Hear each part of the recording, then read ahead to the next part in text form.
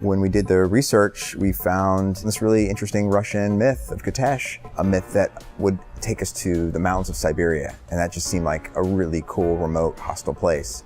And that became a great foundation for our story and gave us a landscape that was new for us, and it required a whole new set of technology for us to bring it forward. Well, what's exciting about this location is some of our spaces, our explorable spaces, are protected by guardians. And one of the guardians that we showed in our demo was this gigantic Siberian bear. Lara doesn't have the right equipment to deal with the bear in the beginning, but when you come back, geared up, powered up, it's still a very challenging fight. And it feathers beautifully into tombs because, the guardians of these tombs have a natural component to them.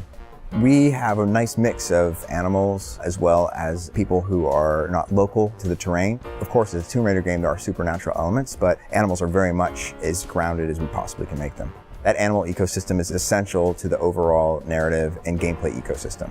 In the last game, we had a lot of narrative wrapped around hunting a deer. This time, it's more of a system. It really works into our upgrade system. The resources that you can acquire from a deer can craft different recipes, and those recipes will upgrade different weapons, like the bow. You won't just have one bow, you have multiple bows, and you can choose which bow and how you want to upgrade them. The other thing that's kind of exciting is we have a time of day and weather system that allows different animals to appear at different times. So if I want a recipe that requires an alpha wolf that only comes out at night, I'll have to retraverse to a location at that time to find and hunt an alpha wolf. Why do wolves hate Lara Croft so much? I don't think wolves like anybody. I think that's the great thing about wolves. But yes, Tomb Raider has a rich tradition of wolves as an enemy. There's an intelligence to a wolf, and that makes them scary. So I think they make a great natural predator for Lara. I really love the spirit of Lara as a global adventurer.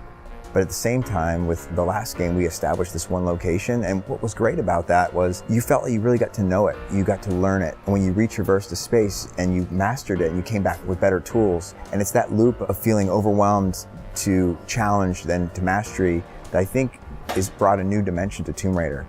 We demonstrated in the first section that Lara has 2 axes climbing up an ice wall, but also we have invested in the ability to upgrade some of our traversal mechanics. So we saw a little glimpse of how the axe turned into a grapple as she went across a tree. Traversal is still a staple of our franchise, and we are going to continue to invest in ways that the player can traverse vertically and horizontally across the landscape.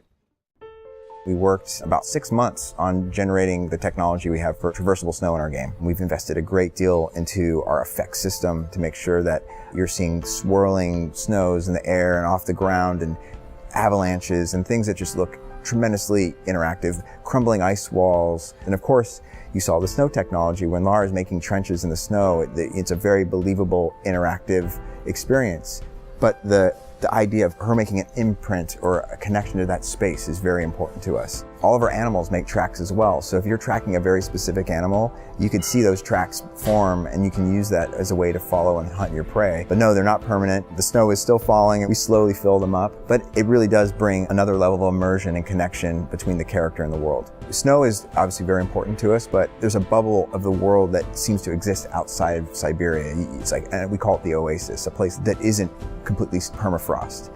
And this oasis, which we're not going into a lot of detail about, but just know that different weather, different temperatures are important to make sure that we're not going with one single look throughout the entire game.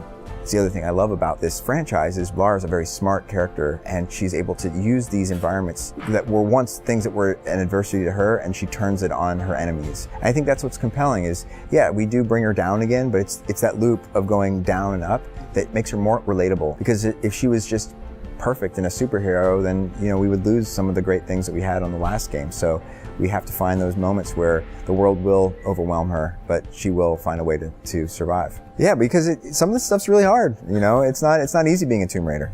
I think we're going to be delivering a Tomb Raider experience that you would have dreamed of. The sophistication we're bringing to gameplay is as much as the sophistication as we're bringing to the graphics, and I find that extremely exciting.